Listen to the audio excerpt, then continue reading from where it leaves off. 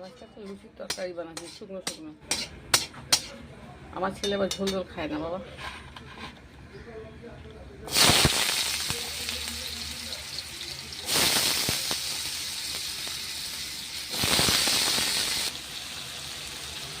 একটু কাঁচা লঙ্কা দিয়ে দিলাম, গোলমরিচ দেবো পরে, নুন হলুদ কাঁচা লঙ্কা দিয়ে দিলাম,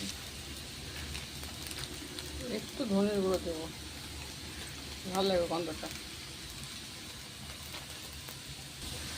এটা ভাজা হয়ে গেছে, একটু জল দেবে,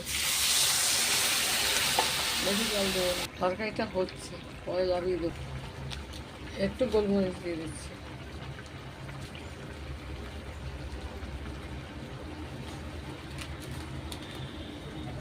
এইবার নামিয়ে দিই। দেখেন আমার লুচির তরকারি হয়ে গেছে, এবার নামিয়ে দিয়েছি। লুচিটা ভাজবো, ভেজে খেতে দেবো। এ দেখুন লুচি ভাজা হচ্ছে, আটা ময়দা মিলিয়ে সর্ষের তেল। এ দেখুন লুচি সবজি হয়ে গেছে, কীরকম লাগছে, ভালো লাগলে লাইক শেয়ার করে দেবো।